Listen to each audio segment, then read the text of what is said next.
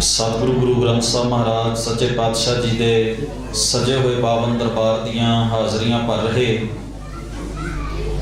बड़े ही अदब सत्कार प्यार सहित गुरु चरणों में जुड़ बैठे गुरु सवारे सतसंगी जनों और बड़े ही अदब सहित कलगीधर पातशाह जी की बख्शिश की हुई फतेह सारी संगत बुलंद आवाज विच सांझी करो। आखो जी वाहिगुरु जी का खालसा वाहिगुरु जी की फतेह। अकाल पुरख जी ने अपार बख्शिश रहमत की है।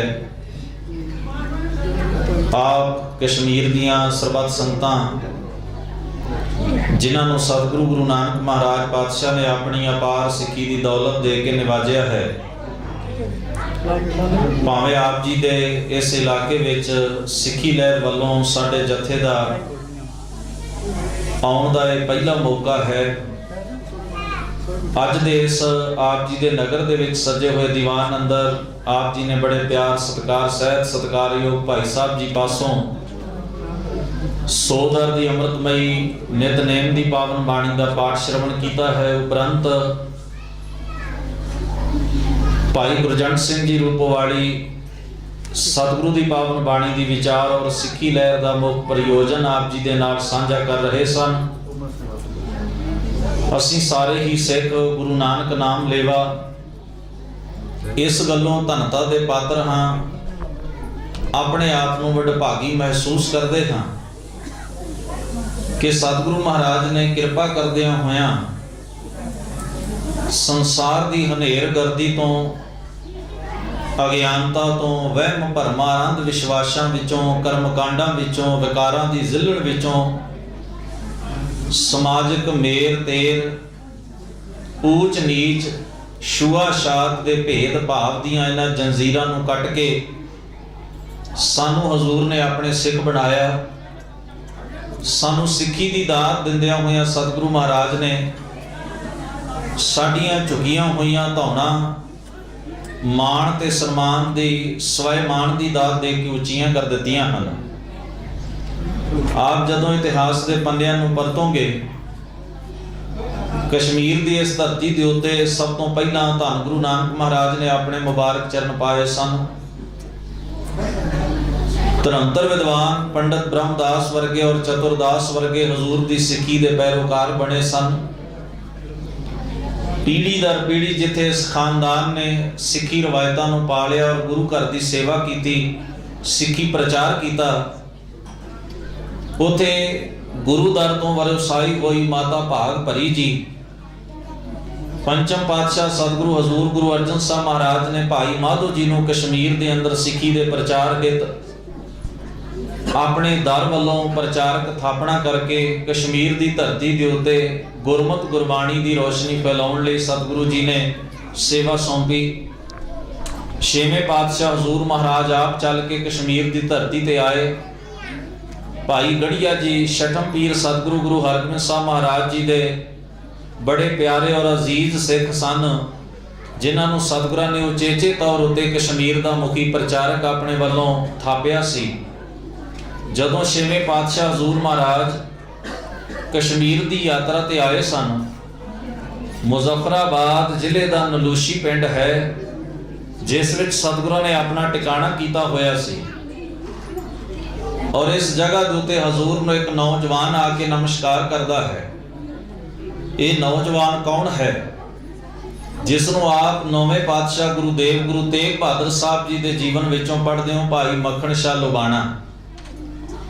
क्योंकि साडी आदत नहीं है इतिहास के पन्नियां नूं खोलण दी, इस करके कई कहानियां कई गल्लां ऐसियां ने इतिहास विच जड़ियां अणकहियां अजे तक बयान नहीं कीतियां गईयां, दसियां नहीं गईयां, समझियां नहीं गईयां, पर इतिहास के पन्नियां के उत्ते लिखियां पईयां ने। 14 साल की उम्र है इस नौजवान की जदों इसने अपने पिता के नाल अमृतसर की धरती ते पंचम पातशाह धन गुरु अर्जन साहब महाराज के दीदार कर लए सन। इस गल का जिक्र साडे पुरातन इतिहासकारां ने अपनी लिखतां विच कीता है। छेवें पातशाह हजूर कश्मीर की यात्रा विच आए ਮੁਜ਼ੱਫਰਾਬਾਦ ਜ਼ਿਲ੍ਹੇ ਦੇ ਨਲੂਸ਼ੀ ਪਿੰਡ ਵਿੱਚ ਹਜ਼ੂਰ ਨੇ ਆਪਣਾ ਕੁਝ ਸਮੇਂ ਲਈ ਮੁਕਾਮ ਕੀਤਾ, ਟਿਕਾਣਾ ਕੀਤਾ। ਇੱਕ ਨੌਜਵਾਨ ਨੇ ਆ ਕੇ ਸਤਿਗੁਰੂ ਮਹਾਰਾਜ ਦੇ ਮੁਬਾਰਕ ਚਰਨਾਂ ਵਿੱਚ ਨਮਸਕਾਰ ਕੀਤੀ। ਸਤਿਗੁਰੂ ਸੱਚੇ ਪਾਤਸ਼ਾਹ ਮਹਾਰਾਜ ਨੇ ਉਸ ਦੇ ਪਰਿਵਾਰ ਦੀ ਸੁੱਖ ਸਾਂਦ ਪੁੱਛੀ ਔਰ ਉਸ ਦੇ ਕੋਲ ਕੁਝ ਬੰਨੀ ਹੋਈ ਮਾਇਆ ਸੀ, ਮੋਹਰਾਂ ਸਨ, ਜਿਹੜੀਆਂ ਉਹਨੇ ਛੇਵੇਂ ਪਾਤਸ਼ਾਹ ਹਜ਼ੂਰ ਦੇ ਚਰਨਾਂ ਵਿੱਚ ਭੇਟ ਕਰਕੇ ਆਖਿਆ, ਸਤਿਗੁਰੂ ਜੀ ਸਾਡਾ ਪਰਿਵਾਰ ਪਿਤਾ ਦਾਦੇ ਤੋਂ ਆਪ ਜੀ ਦੇ ਦਰ ਦੇ ਨਾਲ ਜੁੜਿਆ ਹੋਇਆ ਹੈ। ਮੈਂ ਆਪ ਜੀ ਦੇ ਪਿਤਾ ਗੁਰੂਦੇਵ ਵੱਡੇ ਸਤਿਗੁਰੂ ਗੁਰੂ ਅਰਜਨ ਸਾਹਿਬ ਜੀ ਦੇ ਆਪਣੀਆਂ ਅੱਖਾਂ ਨਾਲ ਦਰਸ਼ਨ ਕੀਤੇ ਨੇ। ਮੇਰੇ ਪਿਤਾ ਜੀ ਜੋ ਹਰ ਸਾਲ ਹਰ ਵਰੇ ਆਪਣੀ ਕਿਰਤ ਕਮਾਈ ਵਿੱਚੋਂ ਤੋਂ ਦਸਵੰਧ ਇਕੱਠਾ ਕਰਦੇ ਨੇ, ਉਹ ਆਪ ਜੀ ਦੇ ਦਰ ਵਿੱਚ ਭੇਟਾ ਕਰਨ ਆਇਆ ਕਰਦੇ ਸਨ, ਪਹੁੰਚਾਇਆ ਕਰਦੇ ਸਨ। ਹੁਣ ਇਹ ਡਿਊਟੀ ਆਪਣੇ ਪਰਿਵਾਰ ਵੱਲੋਂ ਮੇਰੀ ਲੱਗੀ ਏ। ਇਹ ਦਸਵੰਧ ਦੀ ਉਹ ਰਕਮ ਹੈ ਜਿਹੜੀ ਮੇਰੀ ਕਿਰਤਕਾਰ ਦੇ ਵਿੱਚੋਂ ਮੈਂ ਗੁਰੂ ਦਰਬਾਰ ਦੀ ਸੇਵਾ ਵਾਸਤੇ ਇਕੱਤਰ ਕੀਤੀ ਹੈ। ਦਸਵੰਧ ਦੀ ਮਾਇਆ ਨੂੰ ਆਪ ਕਬੂਲ ਕਰੋ। ਛੇਵੇਂ ਪਾਤਸ਼ਾਹ ਹਜ਼ੂਰ ਮਹਾਰਾਜ ਨੇ ਉਸ ਨੌਜਵਾਨ ਨੂੰ ਥਾਪੜਾ ਦਿੱਤਾ, ਆਖਿਆ ਸਾਨੂੰ ਮਾਣ ਔਰ ਫਖਰ ਹੈ ਇਸ ਗੱਲ ਉੱਤੇ, ਜਿੱਥੇ ਤੁਹਾਡੇ ਪਿਤਾ ਜੀ ਨੇ ਗੁਰੂ ਨਾਨਕ ਮਹਾਰਾਜ ਦੀ ਸਿੱਖੀ ਨੂੰ ਬੜੇ ਪਿਆਰ, ਸ਼ਿੱਦਤ, ਅਪਣਾਤ ਨਾਲ ਕਮਾਇਆ ਹੈ। ਤੁਸੀਂ ਉਸ ਪਿਤਾ ਪੁਰਖੀ ਰਵਾਇਤ ਨੂੰ ਕਾਇਮ ਰੱਖਦਿਆਂ ਗੁਰੂ ਨਾਨਕ ਮਹਾਰਾਜ ਦੀ ਸਿੱਖੀ ਨੂੰ ਤਹਿ ਦਿਲੋਂ ਕਬੂਲ ਕਰਨ ਵਾਲੇ ਹੋ, ਗੁਰੂ ਨਾਲ ਪਿਆਰ ਕਰਨ ਵਾਲੇ ਹੋ। ਅਸੀਂ ਤੁਹਾਡੇ ਲਈ ਕਾਮਨਾ ਕਰਾਂਗੇ ਅਕਾਲ ਪੁਰਖ ਵਾਹਿਗੁਰੂ ਤੁਹਾਨੂੰ ਹੋਰ ਸੁਮਤ ਬਖਸ਼ਿਸ਼ ਕਰਨ। ਗੁਰੂ ਨਾਨਕ ਦੇ ਦਰ ਵੱਲੋਂ ਤੁਹਾਨੂੰ ਬਹੁਤ ਸਾਰੀਆਂ ਸੇਵਾਵਾਂ ਆਉਣ ਵਾਲੇ ਸਮੇਂ ਵਿੱਚ ਸੌਂਪੀਆਂ ਜਾਣਗੀਆਂ। ਹਜ਼ੂਰ ਮਹਾਰਾਜ ਦੇ ਥਾਪੜੇ ਨੇ ਭਾਈ ਮੱਖਣ ਸ਼ਾਹ ਨੂੰ ਹੋਰ ਸਿੱਖੀ ਦੇ ਨੇੜੇ ਲੈ ਆਂਦਾ ਹੈ। ਅਗਰ ਅਸੀਂ ਸਤਵੇਂ ਪਾਤਸ਼ਾਹ ਹਜ਼ੂਰ ਦਾ ਜੀਵਨ ਪੜ੍ਹਦੇ ਹਾਂ ਤਾਂ ਸਤਵੇਂ ਪਾਤਸ਼ਾਹ ਮਹਾਰਾਜ ਵੀ ਕਸ਼ਮੀਰ ਦੀ ਯਾਤਰਾ ਤੇ ਆਏ ਸਨ। ਪਰ ਜਦੋਂ ਸਤਵੇਂ ਪਾਤਸ਼ਾਹ ਕਸ਼ਮੀਰ ਦੀ ਯਾਤਰਾ ਤੇ ਆਏ ਸਨ, ਪੰਡਿਤ ਬ੍ਰਹਮਦਾਸ ਦਾ ਖਾਨਦਾਨ ਦੇ ਵਿੱਚੋਂ ਭਾਈ ਅੜੂ ਰਾਮ ਸਤਿਗੁਰੂ ਧੰਨ ਗੁਰੂ ਹਰ ਰਾਏ ਸਾਹਿਬ ਮਹਾਰਾਜ ਦੀ ਸੇਵਾ ਦੇ ਵਿੱਚ ਹਾਜ਼ਰ ਹੁੰਦਾ ਹੈ। ਸਤਵੇਂ ਪਾਤਸ਼ਾਹ ਮਹਾਰਾਜ ਪੰਡਿਤ ਕਿਰਪਾ ਰਾਮ ਦੇ, ਪੰਡਿਤ ਬ੍ਰਹਮਦਾਸ ਦੇ ਇਸ ਖਾਨਦਾਨੀ ਪਰਿਵਾਰ ਦੇ ਵਿੱਚ ਹਜ਼ੂਰ ਉਚੇਚੇ ਤੌਰ ਤੇ ਮਟਨ ਉਹਨਾਂ ਦੇ ਗ੍ਰਹਿ ਵਿਖੇ ਜਾ ਕੇ ਸਤਿਗੁਰੂ ਜੀ ਟਿਕਾਣਾ ਕਰਦੇ ਨੇ। ਜਦੋਂ ਦਸਮ ਪਾਤਸ਼ਾਹ ਦਾ ਸਮਾਂ ਆਇਆ, ਉਹਨਾਂ ਨੇ ਆਪਣੇ ਵੱਲੋਂ ਭਾਈ ਅਮੋਲਕ ਸਿੰਘ, ਪਹਿਲਾ ਸਿੰਘ ਸੀ ਸ਼ਾਇਦ ਉਹ ਕਸ਼ਮੀਰ ਦਾ, ਜਿਸ ਨੇ ਖੰਡੇ ਕੀ ਪੌਲ ਛਕੀ ਸੀ। ਹਜ਼ੂਰ ਨੇ ਉਸ ਨੂੰ ਕਸ਼ਮੀਰ ਦੀ ਧਰਤੀ ਦੇ ਉੱਤੇ ਖੰਡੇ ਕੀ ਪੌਲ ਛਕਾਉਣ ਔਰ ਖਾਲਸੇ ਦੀਆਂ ਰਵਾਇਤਾਂ ਨੂੰ ਲਾਗੂ ਕਰਨ ਵਾਸਤੇ ਹਜ਼ੂਰ ਨੇ ਆਗਿਆ ਕਰਕੇ ਭੇਜਿਆ। ਇਸ ਤੋਂ ਬਾਅਦ ਇਤਿਹਾਸ ਵਿੱਚ ਜ਼ਿਕਰ ਆਉਂਦਾ ਹੈ ਭਾਈ ਫੇਰੂ ਸਿੰਘ ਦਾ, ਭਾਈ ਪੰਜਾਬ ਸਿੰਘ ਦਾ, ਜਿਹੜੇ ਇਸ ਜਗ੍ਹਾ ਦੇ ਉੱਤੇ ਆਏ। ਇਤਿਹਾਸ ਵਿੱਚ ਅਕਾਲੀ ਕੌਰ ਸਿੰਘ ਜੀ ਇੱਕ ਘਟਨਾ ਦਾ ਜ਼ਿਕਰ ਕਰਦੇ ਨੇ। ਉਹ ਕਹਿੰਦੇ ਜਦੋਂ ਸਤਿਗੁਰੂ ਗੁਰੂ ਗੋਬਿੰਦ ਸਿੰਘ ਸਾਹਿਬ ਮਹਾਰਾਜ ਨੇ ਖਾਲਸਾ ਸਾਜਿਆ, ਨਵੇਂ ਕੁਝ ਸਿੰਘ ਜਿਹੜੇ ਸਨ ਕਸ਼ਮੀਰ ਵਿੱਚੋਂ ਜਿਸ ਵੇਲੇ ਸਿੱਖ ਗਏ ਔਰ ਖੰਡੇ ਕੀ ਪੌਲ ਛਕ ਕੇ ਖਾਲਸਾ ਸੱਜ ਕੇ ਆਏ, ਤਾਂ ਇੱਥੋਂ ਦੇ ਜਿਹੜੇ ਬ੍ਰਾਹਮਣਵਾਦੀ ਸੋਚ ਦੇ ਲੋਕ ਸਨ, ਉਹਨਾਂ ਨੇ ਬੜੀਆਂ ਉਜਰਤਾਂ ਕੀਤੀਆਂ, ਬੜੇ ਉਜਰ ਕੀਤੇ, ਬੜੇ ਸਵਾਲ ਪਾਏ, ਬੜੇ ਭੁਲੇਖੇ ਖੜੇ ਕਰਨ ਦੀ ਕੋਸ਼ਿਸ਼ ਕੀਤੀ। ਵੈਸੇ ਮੈਂ ਇੱਕ ਬੇਨਤੀ ਕਰਾਂ, ਇਸ ਭਾਰਤ ਦੇਸ਼ ਦੀ ਸਭ ਤੋਂ ਵੱਡੀ ਤਰਾਸਦੀ ਹੈ। ਇਹ ਤਰਾਸਦੀ ਪਤਾ ਕੀ ਹੈ? ਇਹਨੂੰ ਨਿਮਾਣੇ ਤੇ ਨਤਾਣੇ ਦੇਸ਼ ਨੂੰ ਧੰਨ ਗੁਰੂ ਨਾਨਕ ਮਹਾਰਾਜ ਨੇ ਬੜੀਆਂ ਮਜ਼ਬੂਤ ਬਾਹਾਂ ਬਖਸ਼ਿਸ਼ ਕੀਤੀਆਂ ਸਨ ਸਿੱਖੀ ਦੇ ਰੂਪ ਵਿੱਚ। ਤੇ ਧੰਨ ਗੁਰੂ ਗੋਬਿੰਦ ਸਿੰਘ ਸਾਹਿਬ ਮਹਾਰਾਜ ਨੇ ਇਹਨਾਂ ਡੌਲਿਆਂ ਦੇ ਵਿੱਚ ਜਿਹੜੀ ਜਾਨ ਪਾਈ, ਜਿਹੜੀ ਸਮਰੱਥਾ ਪਾਈ, ਇਹ ਮਜ਼ਬੂਤ ਭੁਜਾਵਾਂ ਨੂੰ, ਇਹਨਾਂ ਮਜ਼ਬੂਤ ਬਾਹਾਂ ਨੂੰ ਇਹ ਦੇਸ਼ ਆਪ ਹੀ ਤੋੜਨ ਉੱਤੇ ਲੱਗਿਆ ਹੋਇਆ ਹੈ। ਇਸ ਦੀ ਤਰਾਸਦੀ ਹੈ। ਕਦੇ ਇਸ ਤਰ੍ਹਾਂ ਨਹੀਂ ਹੁੰਦਾ। ਸੰਸਾਰ ਦਾ ਕੋਈ ਵੀ ਬੰਦਾ ਜਿਹੜਾ ਆਪਣੇ ਸਰੀਰ ਨੂੰ ਕਮਜ਼ੋਰ ਮਹਿਸੂਸ ਕਰਦਾ ਹੈ ਨਾ, ਜਦੋਂ ਵੈਦ ਕੋਲ, ਡਾਕਟਰ ਕੋਲ ਜਾਂਦਾ ਹੈ, ਕਹਿੰਦਾ ਜੀ ਮੈਨੂੰ ਬੜੀ ਕਮਜ਼ੋਰੀ ਹੁੰਦੀ, ਜਦੋਂ ਮੈਂ ਤੁਰਦਾ ਮੈਂ ਥੱਕ ਜਾਂਦਾ, ਜਦੋਂ ਮੈਂ ਉੱਠਦਾ ਮੈਨੂੰ ਚੱਕਰ ਆਉਂਦੇ ਨੇ, ਮੈਨੂੰ ਚੰਗੀ ਤਰ੍ਹਾਂ ਦਿਸਦਾ ਨਹੀਂ, ਝੌਲਾ ਪੈਂਦਾ, ਸੁਣਦਾ ਨਹੀਂ। ਡਾਕਟਰ ਕੁਝ ਤਾਕਤ ਦੀਆਂ ਚੀਜ਼ਾਂ ਲਿਖ ਕੇ ਦਿੰਦਾ, ਕਹਿੰਦਾ ਖਾਇਆ ਕਰੋ, ਤੁਹਾਡੇ ਸਰੀਰ ਦੇ ਵਿੱਚ ਜਾਨ ਨਹੀਂ, ਥੋੜ੍ਹੀ ਜਿਹੀ ਤਾਕਤ ਆਏਗੀ, ਤੁਹਾਡੇ ਸਰੀਰ ਨੂੰ એનર્ਜੀ ਦੀ ਲੋੜ ਹੈ। ਕੁਝ ਚੀਜ਼ਾਂ ਸਾਨੂੰ ਦੱਸਦਾ, ਘਰੇਲੂ ਤੌਰ ਉੱਤੇ ਕੁਝ ਦਵਾਈਆਂ ਲਿਖ ਕੇ ਦਿੰਦਾ ਤਾਂ ਕਿ ਸਾਡੇ ਸਰੀਰ ਦੀ ਕਮੀ ਪੂਰੀ ਹੋ ਜਾਏ। ਜੇ ਕੋਈ ਬੰਦਾ ਤਾਕਤਵਰ ਹੋਵੇ ਤੇ ਕਮਜ਼ੋਰ ਹੋਣ ਵਾਸਤੇ ਭੈੜੀ ਖੁਰਾਕ ਖਾਣੀ ਸ਼ੁਰੂ ਕਰ ਦੇਵੇ, ਗੰਦੀਆਂ ਵਸਤੂਆਂ ਨੂੰ ਨਿਗਲਣਾ ਸ਼ੁਰੂ ਕਰ ਦੇਵੇ, ਤਾਂ ਹਰ ਬੰਦਾ ਉਸ ਨੂੰ ਕਹੇਗਾ ਤੂੰ ਕਿੱਡਾ ਮੂਰਖ ਹੈ, ਰੱਬ ਨੇ ਤੈਨੂੰ ਕਿੰਨਾ ਸੋਹਣਾ ਸਰੀਰ ਦਿੱਤਾ, ਕਿਉਂ ਮਰਨ ਕੰਢੇ ਪਹੁੰਚ ਰਿਹਾ। ਉਦਾਹਰਣ ਹੀ ਦੇ ਰਿਹਾ, ਇੱਕ ਤੰਦਰੁਸਤ ਬੰਦਾ ਜਦੋਂ ਸ਼ਰਾਬ ਪੀ ਕੇ ਰੋਜ਼ ਡਿੱਗਦਾ ਹੋਵੇ ਨਾ, ਅਸੀਂ ਉਹਨੂੰ ਕਹਿੰਦੇ ਕਿਉਂ ਆਪਣੇ ਸਰੀਰ ਦਾ ਬੇੜਾ ਗਰਕ ਕਰਨ ਲੱਗੇ ਹਾਂ। ਰੱਬ ਨੇ ਤੈਨੂੰ ਇੰਨਾ ਸੋਹਣਾ ਸਰੀਰ ਦਿੱਤਾ ਹੈ, ਇੰਨਾ ਸੋਹਣਾ ਸਰੂਪ ਦਿੱਤਾ ਹੈ, ਵਧੀਆ ਘਰ ਦਿੱਤਾ ਹੈ, ਇਸ ਨੂੰ ਸੰਭਾਲਣ ਦੀ ਕੋਸ਼ਿਸ਼ ਕਰ, ਕਿਉਂ ਐਵੇਂ ਆਪਣੇ ਆਪ ਨੂੰ ਬਰਬਾਦ ਕਰ ਰਹੇ ਹਾਂ। ਹੁਣ ਐਸੇ ਬੰਦੇ ਨੂੰ ਕਦੇ ਚੰਗਾ ਨਹੀਂ ਸਮਝਿਆ ਜਾਏਗਾ। ਪਰ ਇਸ ਦੇਸ਼ ਦੀ ਇਹ ਤਰਾਸਦੀ ਹੈ ਵੀ ਆਪਣੀਆਂ ਬਾਹਾਂ ਨੂੰ ਭੰਨ ਕੇ ਆਪਣੇ ਆਪ ਨੂੰ ਫੇਰ ਨਿਮਾਣੇ ਤੇ ਨਤਾਣੇ ਪਲ ਵਾਲ ਢੱਕਣ ਵਾਸ ਦੀ ਕੋਸ਼ਿਸ਼ ਕਰ ਰਿਹਾ, ਸ਼ਾਇਦ ਇਸ ਗਰੂਰ ਕਰਕੇ ਕਿ ਸਾਡੇ ਕੋਲ ਰਾਜ ਗੱਦੀ ਹੈ। ਪਰ ਤਾਰੀਖ ਨੂੰ ਕੋਈ ਬਦਲ ਨਹੀਂ ਸਕਦਾ। ਧੰਨ ਗੁਰੂ ਗ੍ਰੰਥ ਸਾਹਿਬ ਮਹਾਰਾਜ ਵੀ ਇਹ ਗੱਲ ਆਪਣੀ ਮੁਬਾਰਕ ਬਾਣੀ ਵਿੱਚ ਕਹਿੰਦੇ ਨੇ, ਇਸ ਧਰਤੀ ਤੇ ਬੜੇ ਰਾਜੇ ਆਏ ਤੇ ਬੜੇ ਚਲੇ ਗਏ, ਇਹਨਾਂ ਰਾਜਿਆਂ ਦੀਆਂ ਪਦਵੀਆਂ ਕਦੇ ਥਿਰ ਨਹੀਂ ਹੁੰਦੀਆਂ ਤੇ ਇਹਨਾਂ ਰਾਜੇ ਕਦੇ ਥਿਰ ਹੁੰਦੇ ਨੇ। ਸਮੇਂ ਨੂੰ ਯੁੱਗ ਨੂੰ ਪਲਟਦਿਆਂ ਹੋਇਆ ਸਮਾਂ ਨਹੀਂ ਲੱਗਦਾ। ਸ਼ਾਇਦ ਇਹੀ ਗਲਤੀਆਂ ਹੁੰਦੀਆਂ ਨੇ ਜਿਹੜੀਆਂ ਇਸ ਧਰਤੀ ਦੇ ਉੱਤੇ ਬੰਦਾ ਕਰਿਆ ਕਰਦਾ ਹੈ। ਗਰੀਬ ਨਵਾਜ ਧੰਨ ਗੁਰੂ ਗੋਬਿੰਦ ਸਿੰਘ ਸਾਹਿਬ ਮਹਾਰਾਜ ਸੱਚੇ ਪਾਤਸ਼ਾਹ ਤੋਂ ਬਾਅਦ ਬੇਅੰਤ ਸਿੱਖਾਂ ਨੇ ਇਸ ਕਸ਼ਮੀਰ ਦੀ ਧਰਤੀ ਦੇ ਉੱਤੇ ਸਿੱਖੀ ਦਾ ਪ੍ਰਚਾਰ ਕੀਤਾ ਹੈ। ਇਸ ਜਗ੍ਹਾ ਦੇ ਉੱਤੇ ਉਹਨਾਂ ਅਸਥਾਨਾਂ ਨੂੰ ਸੰਭਾਲਿਆ ਜਿਹੜੇ ਗੁਰੂ ਸਾਹਿਬ ਦੀ ਚਰਨ ਛੋਹ ਅਸਥਾਨ ਸਨ, ਤਾਂ ਕਿ ਸਾਡਾ ਇਤਿਹਾਸ, ਸਾਡੀ ਰਵਾਇਤ ਕਾਇਮ ਰਹੇ। ਆਉਣ ਵਾਲੀਆਂ ਸਾਡੀਆਂ ਪੀੜ੍ਹੀਆਂ ਨੂੰ ਅਸੀਂ ਇਹ ਗੱਲ ਦੱਸ ਸਕੀਏ ਵੀ ਇੱਥੇ ਸਾਡੇ ਸਤਿਗੁਰੂ ਗੁਰੂ ਨਾਨਕ ਸਾਹਿਬ ਆਏ ਨੇ, ਧੰਨ ਗੁਰੂ ਹਰਗੋਬਿੰਦ ਸਾਹਿਬ ਮਹਾਰਾਜ ਆਏ ਨੇ, ਗੁਰੂ ਹਰਿਰਾਏ ਸਾਹਿਬ ਮਹਾਰਾਜ ਆਏ ਨੇ। ਉਹਨਾਂ ਥਾਵਾਂ ਨੂੰ ਉਹਨਾਂ ਪੁਰਖਿਆਂ ਨੇ ਔਖੇ ਸੌਖੇ ਹੋ ਕੇ ਵਿਖੜੇ ਹਾਲਾਤਾਂ ਵਿੱਚ ਸੰਭਾਲਣ ਦੀ ਕੋਸ਼ਿਸ਼ ਕੀਤੀ। ਫਿਰ ਕੁਝ ਸਮਾਂ ਆਇਆ ਜਦੋਂ ਇੱਥੋਂ ਦੇ ਉਸ ਵੇਲੇ ਦੇ ਵਿਦਵਾਨ ਧਰੰਤਰ ਪੰਡਤ ਜਿਹੜੇ ਸਨ, ਹਜ਼ੂਰ ਧੰਨ ਗੁਰੂ ਗੋਬਿੰਦ ਸਿੰਘ ਸਾਹਿਬ ਮਹਾਰਾਜ ਦੇ ਖਾਲਸੇ ਦੀ ਜਿਸ ਵੇਲੇ ਪੰਜਾਬ ਵਿੱਚ ਚੜ੍ਹਤ ਮਹਿਸੂਸ ਕਰਦੇ ਨੇ, ਜਿਸ ਨੂੰ ਅਸੀਂ ਆਖਦੇ ਹਾਂ ਮਹਾਰਾਜਾ ਰਣਜੀਤ ਸਿੰਘ ਦਾ ਰਾਜ, ਉਹ ਖਾਲਸਾ ਸਿੱਖ ਰਾਜ ਜਿਹੜਾ ਲਾਹੌਰ ਵਿਖੇ ਉਸ ਨੂੰ ਰਾਜਧਾਨੀ ਬਣਾ ਕੇ ਕਾਇਮ ਕੀਤਾ ਗਿਆ। ਇੱਥੋਂ ਦੇ ਉਹ ਲੋਕ ਜਿਸ ਵੇਲੇ ਮਹਾਰਾਜਾ ਸਾਹਿਬ ਦੇ ਦਰਬਾਰ ਵਿੱਚ ਪਹੁੰਚੇ, ਉਹਨਾਂ ਨੇ ਆਪਣੀ ਦੁੱਖ ਭਰੀ ਵਿਥਿਆ ਸੁਣਾਈ। ਕਹਿਣ ਲੱਗੇ, ਮਹਾਰਾਜਾ ਸਾਹਿਬ, ਅਸੀਂ ਖਾਲਸੇ ਦੀ ਖੜਕਦੀ ਹੋਈ ਤੇਗ ਦੀ ਟਣਕਾਰ ਕਸ਼ਮੀਰ ਵਿੱਚ ਬੈਠੇ ਹੋਏ ਮਹਿਸੂਸ ਕਰਦੇ ਹਾਂ। ਜਿਸ ਕਦਰ ਖਾਲਸੇ ਦੇ ਘੋੜੇ ਦੀਆਂ ਟਾਪਾਂ ਦੀ ਆਵਾਜ਼ ਸਾਨੂੰ ਅਫਗਾਨਿਸਤਾਨ ਦੀਆਂ ਹੱਦਾਂ ਤੇ ਸੁਣਾਈ ਦਿੰਦੀ ਹੈ, ਸਾਡੇ ਦਿਲਾਂ ਨੂੰ ਬੜੀ ਠੰਡ ਪਹੁੰਚੀ ਹੈ। ਕਿਉਂਕਿ ਕਸ਼ਮੀਰ ਦਾ ਹਾਕਮ ਜਬਾਰ ਖਾਂ ਇਸੇ ਜ਼ੁਲਮ ਸਿਤਮਾਂ ਉੱਤੇ ਉਤਰਿਆ ਹੋਇਆ ਹੈ। ਕਸ਼ਮੀਰ ਦੀ ਜਨਤਾ ਤਰਾਹ ਤਰਾਹ ਕਰ ਰਹੀ ਹੈ। ਉਹਦੇ ਸਿਪਾਹੀ ਕਿਸੇ ਵੀ ਔਰਤ ਦੀ ਇੱਜ਼ਤ ਨੂੰ ਹੱਥ ਪਾ ਲੈਣ, ਕਿਤੇ ਸੁਣਵਾਈ ਨਹੀਂ। ਉਸ ਦੇਸ਼ ਦੇ ਰਹਿਣ ਵਾਲੇ ਵਿਦਵਾਨ, ਰਈਸ, ਸਿਆਣੇ ਔਰ ਇੱਜ਼ਤਦਾਰ ਆਦਮੀ ਨੂੰ ਵੀ ਜੇ ਉਹ ਸਨਾਤਨੀ ਹਿੰਦੂ ਧਰਮ ਨਾਲ ਸੰਬੰਧ ਰੱਖਦਾ ਹੋਵੇ ਤੇ ਉਹ ਆਪਣੇ ਸਿਰ ਤੇ ਪੱਗ ਨਹੀਂ ਬੰਨ੍ਹ ਸਕਦਾ, ਉਹ ਆਪਣੇ ਪੈਰਾਂ ਵਿੱਚ ਤਿੱਲੇਦਾਰ ਚੰਗੀ ਜੁੱਤੀ ਨਹੀਂ ਪਾ ਸਕਦਾ, ਉਹ ਮੁਸਲਮਾਨ ਹਾਕਮਾਂ ਦੇ ਸਾਹਮਣੇ ਘੋੜੇ ਉੱਤੇ ਚੜ੍ਹਿਆ ਨਹੀਂ ਰਹਿ ਸਕਦਾ, ਭਾਵੇਂ ਉਹਦਾ ਰੁਤਬਾ ਦੂਜੇ ਮੁਸਲਮਾਨ ਨਾਲੋਂ ਉੱਚਾ ਹੀ ਹੋਵੇ। ਉਹ ਆਪਣੇ ਬੱਚੇ ਦੇ ਵਿਆਹ ਵਿੱਚ ਨਗਾਰਾ ਨਹੀਂ ਵਜਾ ਸਕਦਾ, ਢੋਲ ਢਮੱਕਾ ਨਹੀਂ ਵਜਾ ਸਕਦਾ। ਉਹਨਾਂ ਲੋਕਾਂ ਦੇ ਉੱਤੇ ਉਹ ਟੈਕਸ ਲੱਗਦਾ ਹੈ। ਇਸ ਕਰਕੇ ਅਸੀਂ ਬੜੇ ਦੁਖੀ ਹਾਂ। ਨਾ ਉਸ ਜਗ੍ਹਾ ਦੇ ਉੱਤੇ ਸਾਡੀ ਇੱਜ਼ਤ ਹੈ, ਨਾ ਸਾਡਾ ਧਰਮ ਹੈ।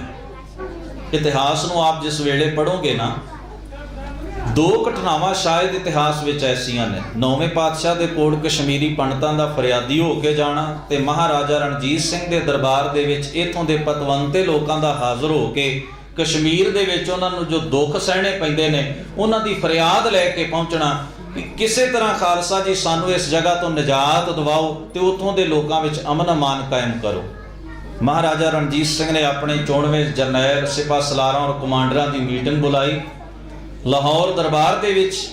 ਜਿਸ ਵੇਲੇ ਸਭਾ ਹੋਈ ਉਸ ਵਿੱਚ ਸਿੱਖ ਕੌਮ ਦੇ ਬੜੇ ਉੱਚ ਕੋਟੀ ਦੇ ਮਹਾਰਾਜਾ ਰਣਜੀਤ ਸਿੰਘ ਦੇ ਰਾਜਕਾਲ ਦੇ ਕਮਾਂਡਰ ਸਰਦਾਰ ਬਹਾਦਰ ਹਰੀ ਸਿੰਘ ਜੀ ਨਲੂਆ ਮੌਜੂਦ ਸਨ, ਸ਼ਾਮ ਸਿੰਘ ਅਟਾਰੀ ਮੌਜੂਦ ਸਨ, ਮਹਾਰਾਜਾ ਰਣਜੀਤ ਸਿੰਘ ਦਾ ਆਪਣਾ ਫਰਜ਼ੰਦ ਬਾਬਾ ਖੜਕ ਸਿੰਘ ਉਸ ਜਗ੍ਹਾ ਦੇ ਉੱਤੇ ਕਬਰ ਖੜਕ ਸਿੰਘ ਮੌਜੂਦ ਸੀ, ਬੜੇ ਵੱਡੇ ਵੱਡੇ ਦੇਸਾ ਸਿੰਘ ਮਜੀਠੀਆ ਉਸ ਜਗ੍ਹਾ ਦੇ ਉੱਤੇ ਮੌਜੂਦ ਸੀ। ਇਹਨਾਂ ਸਾਰੇ ਸਰਦਾਰਾਂ ਦੀ ਹਾਜ਼ਰੀ ਦੇ ਅੰਦਰ ਮਹਾਰਾਜਾ ਸਾਹਿਬ ਨੇ ਉਹਨਾਂ ਨੂੰ ਇਹ ਗੱਲ ਕਹੀ, ਕਸ਼ਮੀਰ ਦੇ ਪਤਵੰਤੇ ਫਰਿਆਦ ਲੈ ਕੇ ਖਾਲਸੇ ਦੇ ਦਰਬਾਰ ਵਿੱਚ ਪਹੁੰਚੇ ਹਨ, ਤੁਸੀਂ ਦੱਸੋ ਤੁਹਾਡੀ ਕੀ ਸਲਾਹ ਹੈ। ਆਖਰ ਸਾਰੇ ਸਰਦਾਰਾਂ ਦੀ ਸਭਾ ਹੋਈ, ਰਾਏ ਪਾਸ ਹੋਈ ਕਿ ਸਾਨੂੰ ਜ਼ਰੂਰ ਕਸ਼ਮੀਰ ਵਾਲੇ ਪਾਸੇ ਵੀ ਧਿਆਨ ਦੇਣਾ ਚਾਹੀਦਾ ਹੈ। ਜਿਸ ਵੇਲੇ ਖਾਲਸਾ ਫੌਜਾਂ ਆਈਆਂ, ਇਹ ਉਹੀ ਰਾਹ ਹੈ ਜਿਸ ਨੂੰ ਅਸੀਂ ਕੱਲ੍ਹ ਲੰਘ ਕੇ ਆ ਰਹੇ। ਮੈਂ ਆਪਣੇ ਮਨ ਹੀ ਮਨ ਇਸ ਗੱਲ ਨੂੰ ਮਹਿਸੂਸ ਕਰ ਰਿਹਾ ਸੀ, ਬੜੇ ਵਿਖੜੇ ਪੈਂਡੇ ਹਨ, ਕਦੇ ਪਹਾੜਾਂ ਦੀ ਬੇਅੰਤ ਉਚਾਈ ਹੈ ਤੇ ਕਦੇ ਤਰਾਈ ਹੈ। ਅੱਜ ਭਾਵੇਂ ਸੜਕਾਂ ਨੇ ਬੜਾ ਕੁਝ ਹੈ, ਰਸਤੇ ਲੰਘਣ ਦਾ ਔਰ ਖਬਰਾਂ ਪਹੁੰਚਦੀਆਂ ਨੇ, ਉਹਨਾਂ ਵਿਖੜੇ ਸਮਿਆਂ ਦੇ ਵਿੱਚ बहराम गले की वो घाटी नूं लंघ के खालसा फौजां ने कश्मीर उत्ते हमला कीता सी और इस तरह अगे तो अगे पहुँचदियां होया श्रीनगर तक जाके जवार खां दीयां फौजां नूं हरा के इस जगह के उत्ते खालसा राज का झंडा सरदार बहादुर हरी सिंह नलूए ने ठहराया।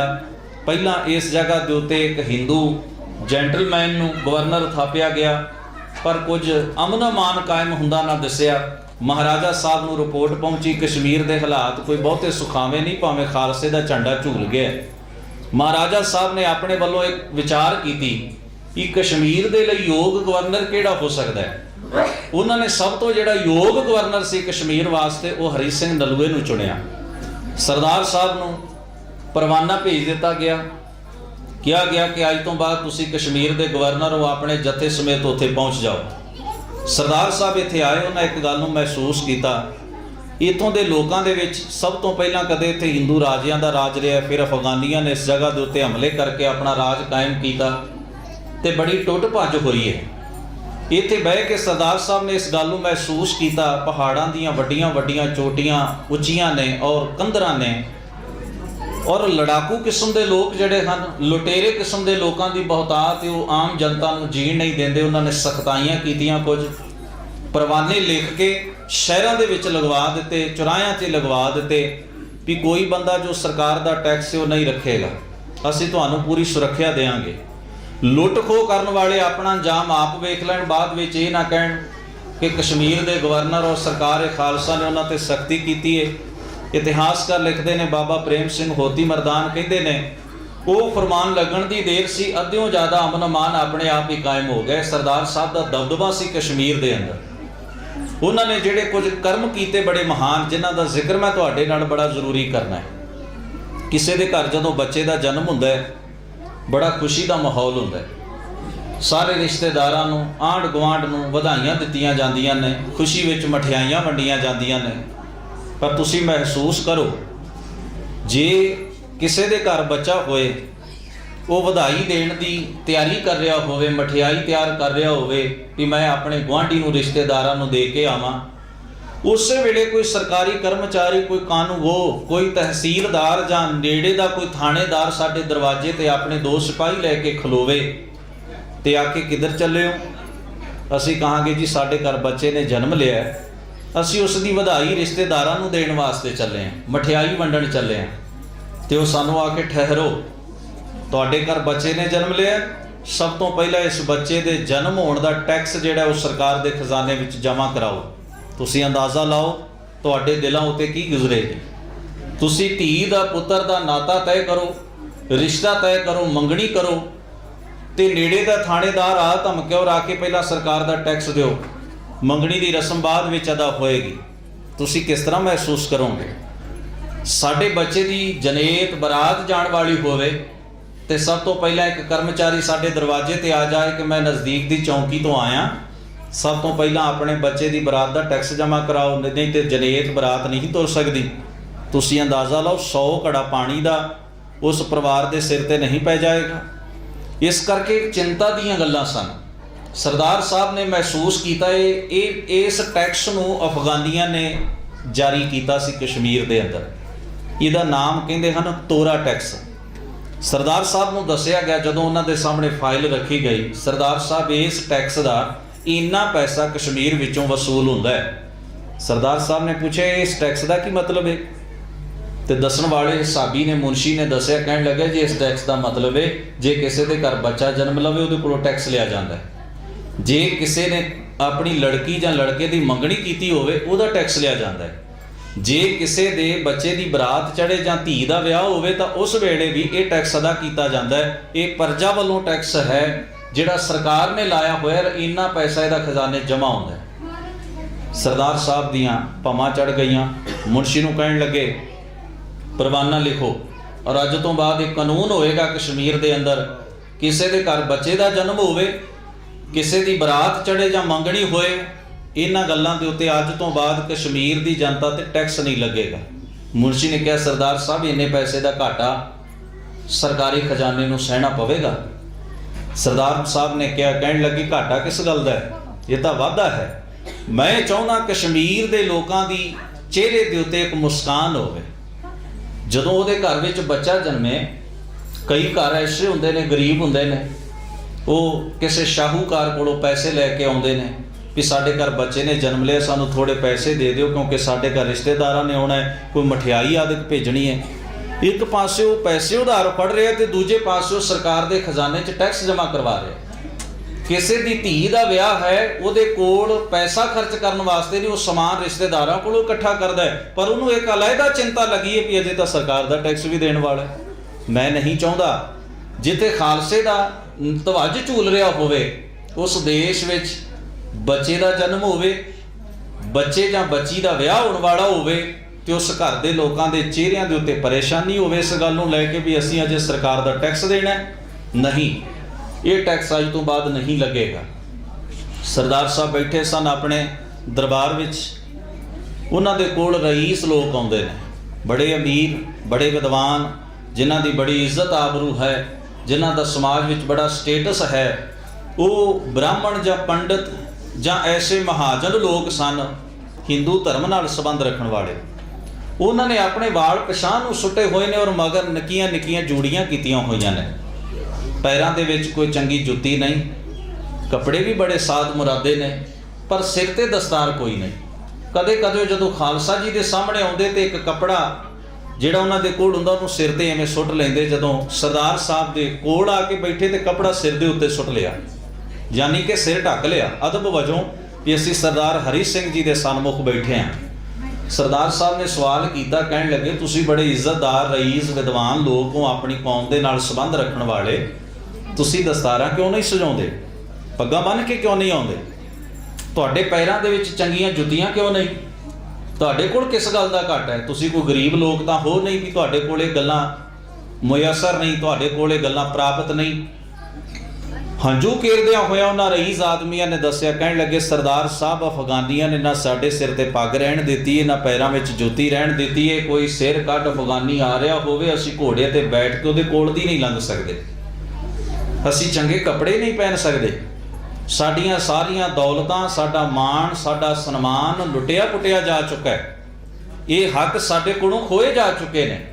ਸਰਦਾਰ ਸਾਹਿਬ ਨੇ ਐਲਾਨ ਜਾਰੀ ਕੀਤਾ, ਹਰ ਆਦਮੀ ਭਾਵੇਂ ਉਹ ਕਿਸੇ ਕੌਮ ਨਾਲ ਸੰਬੰਧ ਰੱਖਦਾ ਹੋਵੇ ਉਹ ਦਸਤਾਰ ਵੀ ਸਜਾ ਸਕਦਾ ਹੈ, ਆਪਣੀ ਹੈਸੀਅਤ ਮੁਤਾਬਕ ਕੱਪੜੇ ਪਹਿਨ ਸਕਦਾ ਹੈ, ਆਪਣੀ ਹੈਸੀਅਤ ਮੁਤਾਬਕ ਜੁੱਤੀ ਪਾ ਸਕਦਾ ਹੈ।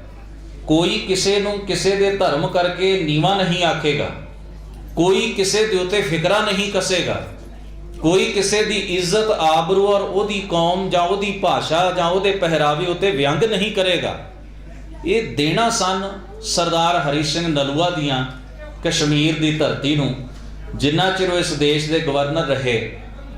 ਔਰ ਇੱਕ ਗੱਲ ਮੈਂ ਹੋਰ ਤੁਹਾਡੇ ਨਾਲ ਸਾਂਝੀ ਕਰਾਂ, ਕੋਈ ਰਾਜਾ, ਕੋਈ ਬਾਦਸ਼ਾਹ ਆਪਣੇ ਹੀ ਦੇਸ਼ ਵਿੱਚ ਆਪਣੇ ਕਿਸੇ ਵੀ ਹੋਰ ਆਦਮੀ ਨੂੰ ਆਪਣੇ ਨਾਂ ਦਾ ਸਿੱਕਾ ਚਲਾਉਣ ਦੀ ਇਜਾਜ਼ਤ ਨਹੀਂ ਦਿੰਦਾ। ਜਿਵੇਂ ਅੱਜ ਦੀ ਗੌਰਮੈਂਟ ਹੈ, ਕਿਸੇ ਵੀ ਸਟੇਟ ਨੂੰ ਆਪਣੀ ਕਰੰਸੀ ਬਣਾਉਣ ਦੀ ਇਜਾਜ਼ਤ ਨਹੀਂ ਦੇ। ਕਰੰਸੀ ਬਣ ਗਈ ਤੇ ਸਮਝੋ ਅੱਡ ਦੇਸ਼ ਹੋਣ ਦੀ ਕੋਈ ਨਾ ਕੋਈ ਗੱਲ ਵਿਉਂਤ ਅੱਗੇ ਤੁਰ ਪਵੇਗੀ। ਇਸ ਕਰਕੇ ਇੱਕ ਦੇਸ਼ ਅੰਦਰ ਦੋ ਆਦਮੀਆਂ ਦਾ ਕਦੇ ਸਿੱਕਾ ਨਹੀਂ ਚੱਲਿਆ। ਸਿੱਕਾ ਚੱਲਦਾ ਉਸ ਦਾ ਜਿਹੜਾ ਤਖਤ ਉੱਤੇ ਬੈਠਾ ਹੋਇਆ। ਭਾਵੇਂ ਮਹਾਰਾਜਾ ਰਣਜੀਤ ਸਿੰਘ ਦੇ ਜਾਰੀ ਕੀਤੇ ਹੋਏ ਸਿੱਕੇ ਦੇ ਅੰਦਰ ਗੁਰੂ ਸਾਹਿਬਾਂ ਦਾ ਉਚੇਚਾ ਜ਼ਿਕਰ ਕੀਤਾ ਗਿਆ ਸੀ। ਮਹਾਰਾਜਾ ਸਾਹਿਬ ਦੀ ਚਿੱਠੀ ਆਈ ਸਰਦਾਰ ਹਰੀ ਸਿੰਘ ਨਲੂਆ ਨੂੰ, ਅਸੀਂ ਤੁਹਾਡੇ ਕੰਮ ਤੋਂ ਇੰਨੇ ਖੁਸ਼ ਹਾਂ, ਸਦੀਆਂ ਤੋਂ ਧਾੜਵੀਆਂ ਦਾ ਸਥਾਨ ਬਣਿਆ ਹੋਇਆ, ਲੁੱਟ ਪੁੱਟ ਦਾ ਕੇਂਦਰ ਬਣਿਆ ਹੋਇਆ ਕਸ਼ਮੀਰ ਤੁਸਾਂ ਨੇ ਖਾਲਸੇ ਦਾ ਨਿਸ਼ਾਨ ਝੁਲਾ ਕੇ ਇੱਥੇ ਉਹ ਅਮਨ ਅਮਾਨ ਕਾਇਮ ਕੀਤਾ ਜਿਹੜਾ ਅੱਜ ਤੋਂ ਪਹਿਲਾਂ ਨਹੀਂ ਦੇਖਿਆ ਗਿਆ। ਅਸੀਂ ਇੰਨੇ ਖੁਸ਼ ਹਾਂ, ਅਸੀਂ ਤੁਹਾਨੂੰ ਇਸ ਗੱਲ ਦੀ ਆਗਿਆ ਤੇ ਇਜਾਜ਼ਤ ਦਿੰਦੇ ਹਾਂ, ਤੁਸੀਂ ਆਪਣੇ ਨਾਮ ਦਾ ਸਿੱਕਾ ਕਸ਼ਮੀਰ ਵਿੱਚ ਜਾਰੀ ਕਰੋ। ਇਹ ਬਾ ਕਮਾਲ ਗੱਲ ਸੀ। ਇੱਕ ਮਹਾਰਾਜਾ ਆਪਣੇ ਕਮਾਂਡਰ ਨੂੰ ਕਹਿ ਰਿਹਾ ਕਿ ਤੁਸੀਂ ਆਪਣੇ ਨਾਮ ਦਾ ਸਿੱਕਾ ਕਸ਼ਮੀਰ ਵਿੱਚ ਚਲਾਓ। ਇੱਧਰੋਂ ਹਰੀ ਸਿੰਘ ਨੇ ਚਿੱਠੀ ਭੇਜੀ, ਕਹਿਣ ਲੱਗਾ ਮਹਾਰਾਜਾ ਸਾਹਿਬ ਤੁਸੀਂ ਇਹ ਗੱਲ ਕਹਿ ਦਿੱਤੀ, ਮੇਰੇ ਲਈ ਬਹੁਤ ਵੱਡੀ ਗੱਲ ਹੈ। ਇਹ ਇਤਿਹਾਸ ਵਿੱਚ ਦਰਜ ਹੋਏਗੀ ਕਿ ਇੱਕ ਮਹਾਰਾਜਾ ਆਪਣੇ ਕਮਾਂਡਰ ਨੂੰ ਇਹ ਗੱਲ ਕਹਿ ਰਿਹਾ, ਗਵਰਨਰ ਨੂੰ ਇਹ ਗੱਲ ਕਹਿ ਰਿਹਾ, ਤੂੰ ਆਪਣੇ ਨਾਮ ਦਾ ਸਿੱਕਾ ਜਾਰੀ ਕਰ। ਤੁਸੀਂ ਕਹੀ ਇੰਨੀ ਬਹੁਤ ਹੈ, ਮੈਨੂੰ ਆਪਣੇ ਨਾਮ ਦੇ ਸਿੱਕੇ ਦੀ ਕੋਈ ਲੋੜ ਨਹੀਂ, ਜੋ ਸਿੱਕਾ ਚੱਲ ਰਿਹਾ ਲਾਹੌਰ ਦਰਬਾਰ ਵੱਲੋਂ ਉਹੀ ਕਾਫੀ ਹੈ। ਪਰ ਮਹਾਰਾਜਾ ਸਾਹਿਬ ਦਾ ਭੌਂਦਾ ਹੋਇਆ ਉੱਤਰ ਆਇਆ, ਕਹਿਣ ਲੱਗੇ ਸਰਦਾਰ ਸਾਹਿਬ ਅਸੀਂ ਤੁਹਾਨੂੰ ਇਹ ਇਜਾਜ਼ਤ ਦੇ ਰੱਖੀ ਹੈ, ਤੁਸੀਂ ਆਪਣੇ ਨਾਮ ਦਾ ਸਿੱਕਾ ਜਾਰੀ ਕਰ ਸਕਦੇ ਹੋ, सानू होर भी खुशी होएगी जे तुसी साडी इस गल नूं, साडे इस हुक्म नूं प्रवान करोगे। वो पहला जरनैल है। तुसी सारे देशां दे महाराजियां दी, बादशाहां दी हिस्ट्री पढ़ के वेखो, खुतबा पढ़िया जांदा है बादशाह दे नाम दा, मोहर चलदी है बादशाह दे नाम दी, सिक्का चलदा है बादशाह दे नाम दा। कदे एक राज विच दो सिक्के जारी नहीं हुंदे, पर खालसा राज महाराजा रणजीत सिंह दे समय ये हिस्ट्री दे विच शायद अनोखी गल है भी लाहौर दरबार दे विच महाराजा रणजीत सिंह दा सिक्का जो व्यापक सारे सिख राज विच चल रहा है, इको ही एक कमांडर ऐसा है जिसनों अपना सिक्का जारी करन दी लाहौर दरबार वालों हदायत हुई, और वो सी सरदार हरी सिंह नलूआ। वो शेर बहादुर सूरमा जिसने उस रस्ते नूं अपनी छाती डाह के बंद किया जिथों आने वाले धाड़वी हिंदुस्तान नूं रगां तो फड़दे सन ते इन्हां दियां बहु बेटियां नूं इतों दी इज्जत नूं गजनी दे बाज़ारां विच नीलाम करदे सन। इतों दा हुसन भी पराए मुल्कां वल नूं धक्कीदा सी, इतों दे हुनर भी पराए मुल्कां वल जाया करदे सन, इतों दी कमाई भी पराए मुल्कां वल लुट पुट के लिजाई जांदी सी। और मैं आप जी दे नाले बचन साझा करां, अफगानियां दी वो कौम है जिथे लोग भेडां चारन वाले सन। तुसी अहमद शाह अब्दाली दा जीवन पढ़ो, तुसी नादर शाह दा जीवन पढ़ो, तो ये वेखो भी इन्हां दे बचपन विच की होया। ये दोवें ही जिहड़े किसी वेले काबल दे राज दे मालक बने, दोवें भेडां चारन वाले गडरीए सन। तुसी देखदे हो ना पहाड़ां दीयां कंधरां विच भेडां चारन वाले लोग किन्नी उतराई ते किन्नी चढ़ाई ते चढ़दे अपनियां भेडां दे मगर मगर फिरदे ने, उन्हां नूं चारन वास्ते, उन्हां नूं रजाउण वास्ते, उन्हां दी रोजी रोटी है, उन्हां दा गुजारा है। अहमद शाह अब्दाली भी इवें भेडां चारिया करदा सी अपने मुल्क अंदर, नादर शाह भी इवें भेडां चारिया करदा सी अपने मुल्क अंदर। और जदों शाम नूं बच्चे इकट्ठे हुंदे सन, जिवें साडे पिंड दी सत्त विच गली विच चार बच्चे इकट्ठे हो जाण ते खेडण लग पैण, बह के गल्लां करन लग पैण, ये गल्लां करया कर, सारा दिन भेडां चारनियां, शाम वेले अपने पिंड दी गली दे विच बह के गल्लां करनियां। सुनीदा इधर एक मुल्क बड़ा अमीर है जिथों दियां धर्म अस्थानां ते मंदिरां दियां कंधां उत्ते भी सोना, हीरे, जवाहरात ते चांदी जड़ी पई है। कहते ने वो लोग बुत परस्त ने, और उन्हां बुतां दे सिर दे उत्ते जिहड़े मुकट पाए हुए ने, टोपियां पाईयां होईयां ने, वो बड़ियां बेशकीमती ने। उत्थे जिहड़े घंटे घड़ियाल वजदे ने, सुने उन्हां दियां जंजीरां भी सोने दियां ने। रात नूं ये गल्लां करया करदे। और जिस वेले दो ये बंदे समा पा के हौली हौली अहमद शाह अब्दाली और उस तो बाद नादर शाह काबल के तखत के मालक बने, इन्हां दा मन टिक ना सके। इन्हां सोचा जिस देश दीयां गल्लां असीं कीतियां ने, सुनिया ने, जिथे कदे मुहम्मद गौरी वर्गिया, महमूद गजनवी वर्गिया ने हमले किए ने, असीं भी उस देश में जाना चाहते हैं। सुने बड़ा खूबसूरत मुल्क है, बड़ा अमीर मुल्क, उत्थे बड़ा हुसन है, उत्थे बड़े हुनर पलदे ने, उत्थे बहुत कुछ है साडे लुटण वास्ते। और सच जाणो जिहड़ा भी धाड़वी आउंदा रहे ना, खाली हत्थ मुड़दा नहीं रहा, बहुत कुछ उन्होंने खड़न वास्ते इत्थों मिलदा रहा। शायद उतों चुक्या भी नहीं सी जांदा, इन्ना कुछ इस मुल्क दा लुट के वो अपने मुल्क विच ले जांदे रहे ने। और ये घटना साडे इतिहास के पन्नियां उत्ते दर्ज है। जिस वेले नादर शाह दिल्ली दे विच पहुंचिया, उन्हें 1733 ईस्वी विच हमला कीता सी। जिस वेले वो पहुंचिया दिल्ली दा बादशाह सी मुहम्मद शाह रंगीला, उसनूं उसने जितया। दिल्ली ते काबल दे दो तख्तां दा मालक बन गया नादर शाह। जिस वेले दोवें तख्त उहदी गुलाम हो गए, दो मुल्कां दा एक बादशाह है। और उस वेले सारा कुछ तख्ते ताउस, बड़े हीरे जवाहरात, करोड़ां रुपया, हर वस्तु, किन्ने ही हुनरमंद कारीगर, वख-वख कित्तियां नाल संबंध रखण वाले, बड़े खूबसूरत नौजवान लड़के ते लड़कियां, औरतां ते मर्द उसने ढक्कां दे रूप विच, गुलामां दे रूप विच बन लै। तैयारी लिस्टां बन गईयां भी इतना समान असीं लैके अपने मुल्क वाल नूं जा रहे हैं। दिल्ली दे बादशाह ने फरियाद की नादर शाह कोल, कहण लग्या बादशाह सलामत, तुहाडा इकबाल बुलंद रहे, ये मेरी इच्छा है, पर मैं एक अर्ज तुहाडे नाल करनी चाहुंदा। तुसीं काबल तो आए, मैनूं हराया और दिल्ली दे वारिस बन गए, मालक बन गए। जे तुसीं मैनूं इस तरह बर्बाद करके तुर जाओगे, मेरी तो एक मजदूर जिन्नी औकात भी इस देश में नहीं रह जाएगी। आखिर मैं भी इस देश का बादशाह हाँ। एक बादशाह नूं एक बादशाह नाल चंगा सलूक करना चाहिए। ਇਹਦਾ ਹੱਲ ਕੀ ਹੈ? ਸਿਆਣੇ ਬੰਦਿਆਂ ਨੇ ਆਖਿਆ, ਨਾਦਰ ਸ਼ਾਹ ਨੂੰ ਸਮਝਾਇਆ ਜੀ ਮੁਹੰਮਦ ਸ਼ਾਹ ਦੀ ਵੀ ਰਹਿ ਜਾਏਗੀ, ਤੁਹਾਨੂੰ ਵੀ ਘਾਟਾ ਕੋਈ ਨਹੀਂ, ਤੁਸੀਂ ਆਪਣੇ ਸ਼ਹਿਜ਼ਾਦੇ ਦਾ ਨਿਕਾਹ ਜਿਹੜਾ ਹੈ ਉਹ ਮੁਹੰਮਦ ਸ਼ਾਹ ਦੀ ਲੜਕੀ ਨਾਲ ਕਰ ਦਿਓ, ਤੁਹਾਡੀ ਰਿਸ਼ਤੇਦਾਰੀ ਵੀ ਬਣ ਜਾਏਗੀ, ਲੁੱਟਣਾ ਤਾਂ ਤੁਸੀਂ ਸਾਰਾ ਕੁਝ ਹੈ ਹੀ, ਤੁਸੀਂ ਭਾਵੇਂ ਜਿੰਨਾ ਕੁਝ ਮਰਜ਼ੀ ਲੈ ਜਾਓ, ਘੱਟੋ ਘੱਟ ਮੁਹੰਮਦ ਸ਼ਾਹ ਦੀ ਇੱਜ਼ਤ ਬਚ ਜਾਏਗੀ ਵੀ ਨਾਦਰ ਸ਼ਾਹ ਇਹਦਾ ਰਿਸ਼ਤੇਦਾਰ, ਇਹਦਾ ਕੁੜਮ ਹੈ। ਇਸ ਕਰਕੇ ਚੰਗਾ ਇਹ ਕੰਮ ਹੈ ਵੀ ਤੁਸੀਂ ਆਪਣੇ ਸ਼ਹਿਜ਼ਾਦੇ ਦਾ ਨਿਕਾਹ ਜਿਹੜਾ ਹੈ ਨਾ ਉਹ ਮੁਹੰਮਦ ਸ਼ਾਹ ਦੀ ਲੜਕੀ ਨਾਲ ਕਰ ਦਿਓ, ਇਹਦੀ ਇੱਜ਼ਤ ਰਹਿ ਜਾਏ, ਜਿਉਣ ਜੋਗਾ ਰਹਿ ਜਾਏ ਦੁਨੀਆ 'ਚ। ਖੈਰ ਗੱਲ ਠਹਿਰੀ, ਮੁਗਲ ਘਰਾਣੇ ਦਾ ਇੱਕ ਰਿਵਾਜ਼ ਹੋਇਆ ਕਰਦਾ ਸੀ। ਮੁਗਲਾਂ ਦੇ ਅੰਦਰ ਜਿਸ ਵੇਲੇ ਨਿਕਾਹ ਵਾਲਾ ਲੜਕਾ ਆਪਣੇ ਸਹੁਰੇ ਘਰ ਵਿੱਚ ਪਹੁੰਚਦਾ, ਔਰਤਾਂ ਇਕੱਠੀਆਂ ਹੁੰਦੀਆਂ ਤੇ ਉਸ ਵੇਲੇ ਉਹਦੇ ਨਾਲ ਹਾਸਾ ਮਜ਼ਾਕ ਕੀਤਾ ਜਾਂਦਾ। ਹਾਸਾ ਮਜ਼ਾਕ ਕਰਦਿਆਂ ਕਰਦਿਆਂ ਉਹਨੂੰ ਉਹਦਾ ਕੁਰਸੀਨਾਮਾ ਪੁੱਛਿਆ ਜਾਂਦਾ ਵੀ ਤੂੰ ਕੌਣ, ਤੇਰਾ ਬਾਪ ਕੌਣ, ਤੇਰਾ ਦਾਦਾ ਕੌਣ, ਤੇਰਾ ਪੜਦਾਦਾ। ਇਹ ਸ਼ਾਹੀ ਘਰਾਣਿਆਂ ਦੀਆਂ ਗੱਲਾਂ ਨੇ। ਇਹਦੇ ਤੋਂ ਪਤਾ ਲੱਗਦਾ ਸੀ ਵੀ ਇਹ ਖਾਨਦਾਨ ਕਿੱਡਾ ਕੁ ਇੱਜ਼ਤਦਾਰ ਹੈ, ਕਿੰਨਾ ਕੁ ਸਮਾਜ ਵਿੱਚ ਰੁਤਬਾ ਰੱਖਣ ਵਾਲਾ ਹੈ। ਹੁਣ ਨਾਦਰ ਸ਼ਾਹ ਦਾ ਪੁੱਤਰ ਸੀ ਨਾਸਰ ਖਾਂ।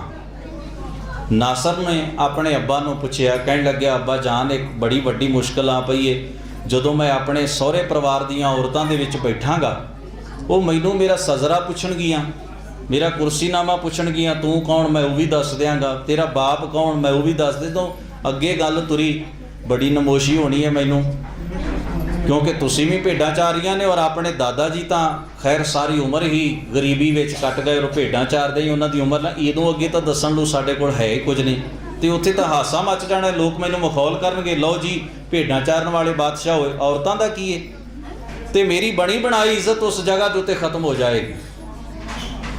ਨਾਦਰ ਸ਼ਾਹ ਨੇ ਆਪਣੇ ਬੱਚੇ ਦੇ ਕੰਨ ਵਿੱਚ ਕੁਝ ਆਖਿਆ। ਖੈਰ ਬਰਾਤ ਗਈ।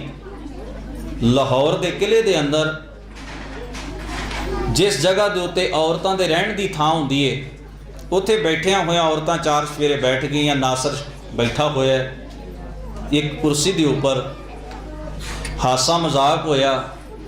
ਆਪਣੇ ਰਿਵਾਜ਼ ਦੇ ਮੁਤਾਬਕ ਮੁਗਲ ਔਰਤਾਂ ਨੇ ਨਾਸਰ ਨੂੰ ਉਹਦਾ ਸਜ਼ਰਾ, ਉਹਦਾ ਕੁਰਸੀਨਾਮਾ ਪੁੱਛਣਾ ਸ਼ੁਰੂ ਕੀਤਾ।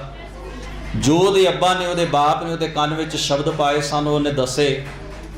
ਉਹਨੂੰ ਪੁੱਛਿਆ ਗਿਆ, ਤੂੰ ਕੌਣ? ਕਹਿਣ ਲੱਗਾ, ਮਨਮ ਨਾਸਰ, ਮੇਰਾ ਨਾਂ ਹੈ ਨਾਸਰ। ਤੇਰਾ ਬਾਪ ਕੌਣ? ਕਹਿਣ ਲੱਗਿਆ, ਪਿਦਰ ਨਾਦਰ, ਮੇਰੇ ਬਾਪ ਦਾ ਨਾਂ ਹੈ ਨਾਦਰ ਸ਼ਾਹ। ਉਹਨਾਂ ਨੇ ਅੱਗੇ ਪੁੱਛਿਆ, ਤੇਰੇ ਬਾਪ ਦਾ ਬਾਪ ਕੌਣ? ਕਹਿਣ ਲੱਗਾ, ਵਾ ਨਾਦਰ ਪਿਸਰ ਸ਼ਮਸ਼ੇਰ, ਮੇਰੇ ਅੱਬਾ ਦਾ ਜਨਮ ਤਲਵਾਰ ਦੀ ਧਾਰ ਵਿੱਚੋਂ ਹੋਇਆ। ਮੈਂ ਹਾਂ ਨਾਸਰ, ਮੇਰੇ ਅੱਬਾ ਦਾ ਨਾਂ ਹੈ ਨਾਦਰ ਔਰ ਮੇਰੇ ਬਾਪ ਨੂੰ ਜਨਮ ਦੇਣ ਵਾਲੀ ਹੈ ਸ਼ਮਸ਼ੀਰ, ਤਲਵਾਰ। ਅਗਰ ਉਹਦੇ ਹੱਥ ਵਿੱਚ ਤਲਵਾਰ ਨਾ ਹੁੰਦੀ ਤਾਂ ਉਹ ਨਾ ਕਾਬਲ ਦਾ ਬਾਦਸ਼ਾਹ ਹੁੰਦਾ, ਨਾ ਦਿੱਲੀ ਉਹਦੇ ਕਦਮਾਂ ਵਿੱਚ ਹੁੰਦੀ, ਨਾ ਅਫਗਾਨਿਸਤਾਨ ਉਹਦੀ ਮੁੱਠੀ ਵਿੱਚ ਹੁੰਦਾ, ਤੇ ਨਾ ਭਾਰਤ ਉਹਦੇ ਕਦਮਾਂ ਥੱਲੇ ਹੁੰਦਾ। ਉਹਨੇ ਸਾਰੀ ਗੱਲ ਹੀ ਮੁਕਾ ਦਿੱਤੀ ਜੀ, ਸਜਰਾ ਸਾਡਾ ਇੱਥੋਂ ਹੀ ਤਲਵਾਰ ਤੋਂ ਹੀ ਸ਼ੁਰੂ ਹੁੰਦਾ ਹੈ, ਤਲਵਾਰ ਹੀ ਸਾਡੀ ਖਾਨਦਾਨੀ ਰਵਾਇਤ ਹੈ। ਤਲਵਾਰ ਮੇਰੇ ਅੱਬਾ ਦੇ ਹੱਥ ਵਿੱਚ ਨਾ ਆਉਂਦੀ ਤੇ ਸ਼ਾਇਦ ਸਾਡੀਆਂ ਸਾਰੀਆਂ ਪੁਸ਼ਤਾਂ ਭੇਡਾਂ ਚਾਰਦੇ ਹੀ ਗੁਜ਼ਾਰ ਦਿੰਦੀਆਂ, ਅਸੀਂ ਵੀ ਕਿਸੇ ਦੀ ਰਿਆਇਆ ਡੰਨ ਭਰਨ ਵਾਲੇ ਹੁੰਦੇ। ਪਰ ਤਲਵਾਰ ਨੇ ਸਾਨੂੰ ਇਸ ਮੁਕਾਮ ਤੱਕ ਪਹੁੰਚਾਇਆ ਕਿ ਅਫਗਾਨਿਸਤਾਨ ਦੇ ਲੋਕ ਰਈਸ ਸਾਡੇ ਸਾਹਮਣੇ ਸਿਰ ਝੁਕਾ ਕੇ ਟੈਕਸ ਦਿੰਦੇ ਨੇ। ਅੱਜ ਦਿੱਲੀ ਸਾਡੇ ਕਦਮਾਂ ਦੇ ਵਿੱਚ ਗੁਲਾਮਾਂ ਵਾਂਗ ਹਿਟਕੋਰੇ ਲੈਂਦੀ ਹੋਈ ਖੜੀ ਹੈ। ਇਹ ਸਾਡਾ ਸਜ਼ਰਾ ਹੈ। ਆਪਣੇ ਪਰਿਵਾਰ ਦੀ ਪੱਤ ਜਿਹੜੀ ਸੀ ਇੱਕ ਸ਼ਬਦ ਦੇ ਨਾਲ ਉਸਨੇ ਉਹਨਾਂ ਔਰਤਾਂ, ਜ਼ਨਾਨ ਖਾਨੇ ਦੀਆਂ ਔਰਤਾਂ ਦੇ ਵਿੱਚ ਬੈਠਿਆਂ ਹੋਇਆਂ ਬਚਾਈ ਕਿ ਮੇਰੇ ਬਾਪ ਦਾ ਜਨਮ ਤਲਵਾਰ ਦੀ ਤਿੱਖੀ ਧਾਰ ਵਿੱਚੋਂ ਹੋਇਆ। ਸਤਿਗੁਰੂ ਦੇ ਸਿੱਖੋ, ਇਹ ਘਟਨਾਵਾਂ ਸਾਨੂੰ ਇਸ ਗੱਲ ਵੱਲ ਇਸ਼ਾਰਾ ਕਰਦੀਆਂ ਨੇ। ਉਹ ਨਾਦਰ ਤੇ ਉਹ ਅਬਦਾਲੀ ਜਿਨ੍ਹਾਂ ਨੂੰ ਆਪਣੀ ਤਾਕਤ ਦਾ ਬੇਤਹਾਸ਼ਾ ਗਰੂਰ ਹੈ, ਜਿਹੜੇ ਦੋ ਦੇਸ਼ਾਂ ਨੂੰ ਆਪਣੀ ਮੁੱਠੀ ਵਿੱਚ ਰੱਖਣ ਦੀ ਤਾਕਤ ਰੱਖਦੇ ਹਨ, ਜਦੋਂ ਪੰਜਾਬ ਦੀ ਧਰਤੀ 'ਤੇ ਕਦਮ ਰੱਖਦੇ ਨੇ, ਸਾਡੇ ਬਜ਼ੁਰਗਾਂ ਨੇ, ਸਾਡੇ ਵਡੇਰਿਆਂ ਨੇ ਉਹਨਾਂ ਨੂੰ ਬੁੱਕੀ ਪਾਣੀ ਪੀਣ ਲਾ ਦਿੱਤਾ ਹੋਜਾਂ ਦੇ ਵਿੱਚੋਂ। ਉਹਨਾਂ ਦੇ ਨਫਰ ਵੀ ਉਹਨਾਂ ਦੇ ਕੋਲ ਨਹੀਂ ਸਨ ਹੁੰਦੇ, ਸੇਵਕ ਕੋਲ ਨਹੀਂ ਸਨ ਹੁੰਦੇ, ਉਹਨਾਂ ਨੂੰ ਰੋਣ ਵਾਸਤੇ ਮਜਬੂਰ ਕਰ ਦਿੱਤਾ। ਉਹ ਪੁੱਛਦੇ ਸਨ, ਇਹ ਕਿਹੜੀ ਕੌਮ ਹੈ, ਕੌਣ ਲੋਕ ਨੇ?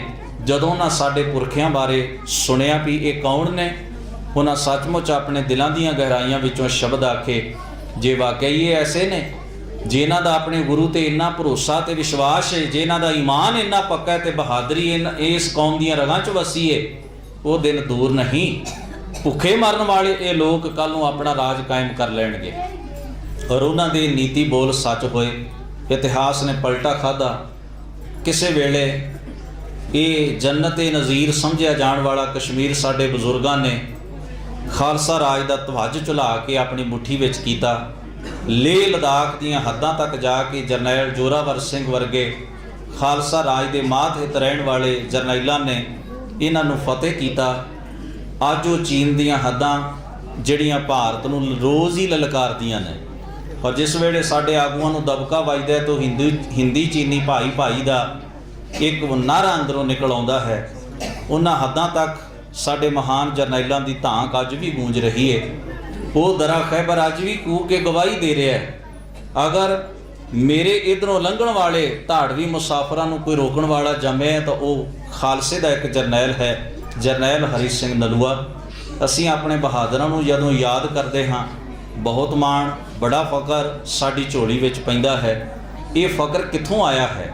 ਸਮਝਣ ਦੀ ਗੱਲ ਇਹ ਹੈ ਕਿ ਇਹ ਸਤਿਗੁਰੂ ਧੰਨ ਗੁਰੂ ਨਾਨਕ ਮਹਾਰਾਜ ਦਾ ਦਰ ਹੈ, ਜਿਸ ਨੇ ਗੁਰਮਤ ਦੀ ਪਾਣ ਚਾੜ ਕੇ, ਸਿੱਖੀ ਦੀ ਰਾਤ ਦੇ ਕੇ, ਗੁਰਬਾਣੀ ਦੇ ਲੜ ਲਾ ਕੇ ਸਾਡੀ ਸੁਰਤ ਨੂੰ ਉੱਚਿਆਂ ਕਰ ਦਿੱਤਾ। ਔਰ ਗੁਰੂ ਗੋਬਿੰਦ ਸਿੰਘ ਸਾਹਿਬ ਮਹਾਰਾਜ ਨੇ ਖਾਲਸਾਈ ਰਵਾਇਤਾਂ ਦੇ ਕੇ ਸਾਨੂੰ ਉਹ ਫੈਲਾਦੀ ਜਿਗਰੇ ਬਖਸ਼ਿਸ਼ ਕੀਤੇ।